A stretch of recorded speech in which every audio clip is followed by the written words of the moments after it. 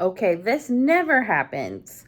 I lost footage to the intro to this video. Thankfully, it was just the intro. I don't know if I thought I hit record and didn't hit record or if I accidentally deleted it. We may never know. But today, I'm just going to take you along. I feel like I lead a pretty chaotic life.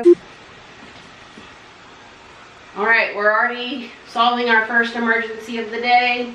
I wouldn't say interesting because I don't know how interesting it is, but you know, I'm a stay-at-home mom, a homeschool mom, a work-from-home mom. I feel a lot of roles in this household, and I just want to bring you along for today. I hope it's interesting for you. Let me know down below. But be nice because I'm sensitive. Let's get this day started. Already starting the day with our Roomba who's missing one spinny thing. This guy is in desperate need of being replaced, but we're gonna make it stretch as long as possible because it's still working.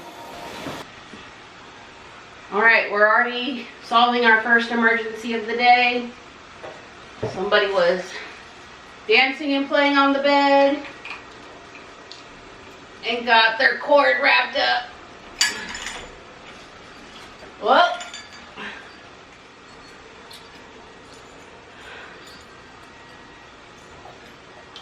first emergency of the day in the books. And by emergency, I mean minor emergency. It really wasn't that big of a deal. There for a moment, we thought the fan was broke, but it wasn't. Everything was fine, and it was a lesson in jumping on the bed. 6 or 7 years ago, I started to research homeschooling. I watched a lot of days in the life like this one to see how other people ran their homeschool. That way I could get an idea if it was right for me and if I could actually put myself in those shoes of homeschooling multiple ages, multiple children. Well, and I have a natural curiosity, we'll call it. I'm nosy, okay? I said it. I just also like to know what, other people got going on in their lives, especially if they lead very unique lives, like have 30 children or homeschool or, live in a different country. I just like to see how different people live. Anywho, I hope you enjoy this little peek into my day in the life. I don't feel like it's very exciting, but maybe you will get something out of it. We've got homeschool, we've got housekeeping, we've got a little bit of content creation, and a whole lot of ADHD in action. I don't actually have a diagnosis for ADHD, but if I ever do decide to be formally tested, I will just submit this video because, wow, editing this was difficult. All right, I just got done doing math with Eric, and in between subjects, I try to give them like just a 15-minute screen time break or TV break, game break, whatever it is they want to do for 15 minutes before we transition into the next subject. That helps give them small little goals to work towards, and it actually makes the day go by a lot quicker. And so while he's doing his 15-minute break, I am going to do a quick load of laundry. The Roomba is trying to knock you over. My dear sweet husband actually already ran a load for the day. He doesn't normally do that, but he knew that I was struggling yesterday to do all the things. And so he was kind enough to reduce the burden a little bit for me today. So we're just gonna take the time to fold, and I'm actually gonna go ahead and do another load because I have all these dirty rags right here that need to be washed. So I'm just gonna do an easy load of towels. While we get this load going, I just want to say thank you guys for clicking on this video and hanging out with me.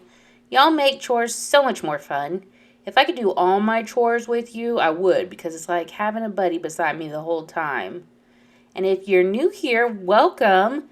Our channel is growing, and I see you. In a friendly way, not a creepy way. I would love for you to hit that subscribe button to stick around and grow with us. Having you around also makes things even that much more fun. And then we are going to knock out this load, and then there's a load in the dryer ready to be folded too. So we're going to fold 2 loads really quick. wow, if folding laundry only went this fast, all the extra time, all the extra years of my life I would gain back. So the way my laundry routine works is I always start with a load in the dryer, okay? And in the morning, I will get up and start a load. If I'm on my A game, I will have scheduled the load to start itself the night before. Then all I have to do is fold what is waiting for me in the dryer, and then at some point move whatever I put in the wash into the dryer later that day. And then that counts as my laundry for the day. And the reason why that's nice is it's a chore that takes me 15 minutes in the morning plus, 30 seconds to switch it over at some point during the day, and then I'm done. I'm not starting and changing that load over the dryer and then waiting out for it to dry and then folding that load and letting it consume my whole day. This way, it requires a lot less mental energy in my day. It's one, done. And before you say, wow, Shannon's really got her life together. Just kidding. Nobody's thinking that. Oh, this is like one thing that I've got figured out, but only nail it about 70% of the time. So, and just watch any of my videos. We are still a hot mess over here. One thing I have learned, when it comes to laundry, I don't have trouble folding it right away, and even putting it right away I'm pretty good at doing. But hanging the things up, I struggle with the most. So as soon as I'm done folding, I go ahead and do that first, and then I put away the rest. That way, this never piles up, and I can take care of it in just a couple of minutes. And actually, this was a lot. Normally, it's only just like 2 or 3 pieces. We play around over the sky is very blue. Oh, skip something. Oh, skip more. I would love to pet this sheep, but it runs. Sheep should go home. Good. Last one. Last one. Look, there the 8 pretty sheep sleep. Good job. All right, you get a sticker. You know, the devil had me out here believing I couldn't teach him to read. It's true. It seems silly now to think that we're at first grade and he's almost an independent reader, but the devil really almost robbed me of sweet moments like that. When we started homeschooling, the girls were already reading on their own. I didn't have to teach them all the letter sounds and the letter blending. Somewhere along the line, I believed the lie that I didn't have the patience to teach anyone to read. That sounded like a very tedious and painful job, in fact. And I decided not to listen, like the hard-headed gal that I am. And if there's anything I've learned from this homeschooling journey is that if God calls you to it, He is going to see you through it. And that's not all. He's going to plant little moments like that, little moments of joy. But you have to surrender to His calling on your life. This is not just for homeschoolers. This could be whatever God is calling you to do in your life. I never thought I would homeschool. When I had kids, it was never something I envisioned for my life. Okay? I didn't even think I was going to be a stay-at-home mom. I didn't think I was fit for that either. In fact, I was planning to be a working mom at some corporate job doing marketing somewhere. Crazy, right? Not only was I a stay-at-home mom, but God called me to homeschool. Seeds were just planted along the way, and when God finally placed it on my heart back in 2019, I knew it was time. I believe I share more in depth as to why we homeschool in another video. I will try and find that and link it for you. I know there's someone out there watching this who is believing some lie about themselves that is preventing them from doing what they were called to do. Maybe it is a lie that you are believing keeping you stuck in a rut. And you know what? That's where the devil wants to keep us. If he can keep us distracted with those lies, living in those ruts, we are going to miss whatever it is the Lord is waiting for us. Don't miss it. Don't let it pass you by. The fact that the devil almost robbed me of moments of seeing my son read that I played a significant role in would have robbed me of so much joy in my life. So whatever lie it is that you are believing right now, I want you to turn it into the truth. So I don't know, write down the lie and we're going to turn it into a truth. I'm going to use this example as an example. The lie I was believing was I could not teach my son to read. Didn't have the patience. Not equipped, right? The truth is, okay, with the right curriculum, support from my loved ones, and the Lord as the source of my endless patience, I rock at teaching my kid to read. I rock at it. All right, so we're done with school with Eric. I'm going to switch the towels into the dryer and get those going. And then we're going to switch into work mode. I actually took about an hour break, eating lunch, just resting and recharging and responding to you guys in the comment section. I just posted part 1 of the procrastination closet sentimental items clothes. And I'm really enjoying y'all in the comment section. We're actually starting part 2 today. So after I get this switched over, we're gonna go and do that.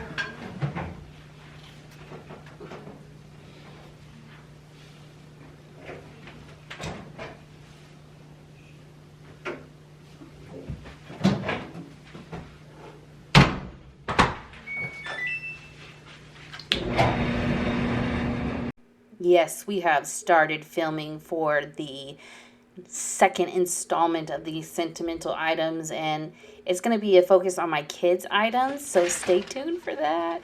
Our dog keeps tearing out pickets on the fence, and I can't figure out why. And he's getting into the neighbor's backyard. A couple hours later. And just like that, we've had dinner. Girls have been to softball practice. Kids are in bed.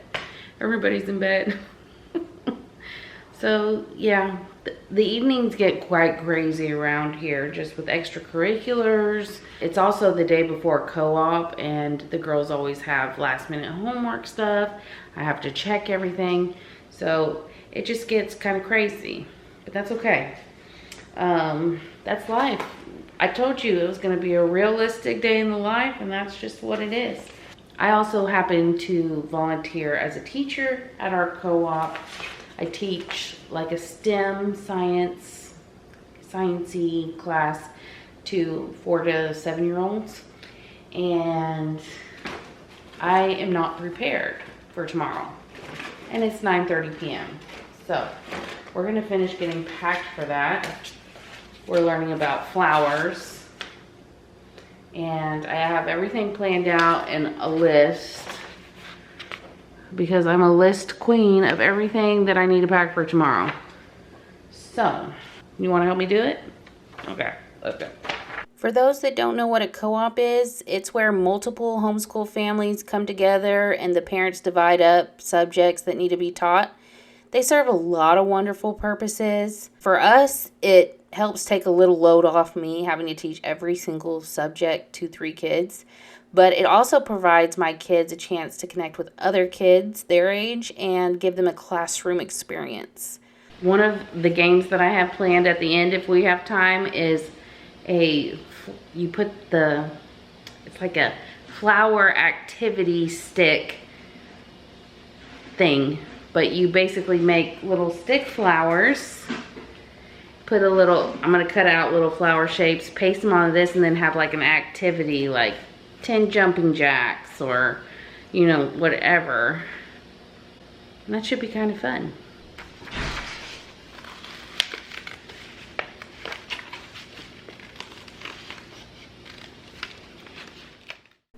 Like, I will happily do fun things like this for your 4 to 6 year old if you help teach my hard-headed 13-year-old literature and writing. My strength is not in the language arts. I'm a math science girly. And that's why I love co-ops. We trade off. We use our skill sets, we use our strengths, and then there's a parent who, where my weakness is, it is their strength, and it is just a beautiful thing. Well, I thought I was recording that whole time, but we made them. One leg, 20 seconds, and then I'll put them in like a little cup, like a little flower vase. It should be very fun. Then we're going to take these flowers and pick them apart, studying them. Should be a fun class tomorrow. I'm excited. So we'll just let that dry for now. I really did not want to do the dishes tonight and really thought it'd be pretty realistic if I just didn't do them. But then I started thinking about how busy tomorrow's gonna be and how smooth I want our morning to go, and I don't want to have to be fighting through a sink full of dishes for breakfast and lunch, and I just don't want to start my day behind. You know what I mean? And I know that doing these dishes will probably take me all of 10 minutes max. So we're gonna do it, and future Shannon better thank us. Future Shannon does thank you. You cause a little less resistance for us getting out the door the next day. So thank you, past Shannon. At the end of the day, it is really hard to find the motivation to finish off the daily chores. But I know myself, and I am not a morning person. Morning Shannon and, let's say, after 10 a.m. Shannon are simply not the same person. So I often find the motivation just thinking of what I can do to make morning Shannon's day a little easier so she can have an easy morning enjoying her coffee and moving slow. Is it weird that I talk about myself in third person? Hopefully that's not too weird, but that's okay if it is. I don't mind being a little weird. I actually like weird people. Weird people make life more interesting. Just my personal opinion. I also like to replay conversations in my head from during the day. Does anyone else do that? They are usually like funny conversations with a friend, and I'll just zone out like no one else is in the room, and then I'll be laughing out loud again. And then Steven or whoever's in the room will look at me weird like, "What are you laughing about?" That gets super awkward. Because I know that, like, if I replay that conversation out loud to someone else who wasn't a part of the original, it just won't have the same effect. And I've always done that since I was a little girl. I even remember instances in school while, like, the teacher's talking or, it's like a dead, silent room. Please tell me I'm not the only one. Have you done that? Do you have any weird things that you do? Let's bond over our weirdness in the comment section. How about that? I have a knack for putting myself in awkward situations, and I want to tell you about one that still haunts me to this day. I was around 14 years old, and I was with my twin best friends. Their parents took us out to eat, and when we got there, we all went to the public or the bathroom. When you walk in, there are 3 stalls. This is important. One twin took the far stall. The other took the closest stall to the door, and I took the middle. And we were talking and giggling like teenage girls do, and all of a sudden there was a loud toot. That's putting it gently, okay? Blowout was more like it. Me thinking it was one of my friends, I say, "Whoa, good one. Must be those barking frogs again." Dead silence. I'm not even kidding you. Now, I thought it was pretty funny, so I start laughing awkwardly, like, ha ha ha ha. Still nothing. I looked down, and the shoes poking out were not my friend's shoes. I was mortified. I didn't hear anyone else come in. I bolted for that door. Didn't even wash my hands. I get back to the table, and you would have thought somebody died. My friends were crying so hard laughing. And you know what? 24 years later, they still have not let me live that down. And now it's my favorite part of the day, bedtime. It was chaotic, but so is the life of a homeschooling, work from home mom. You just roll with it, you find the joy in the chaos, and you do the best you can. And I think we accomplished that today. I hope you guys will go say something kind to yourselves, and I will catch you in the next video. Bye.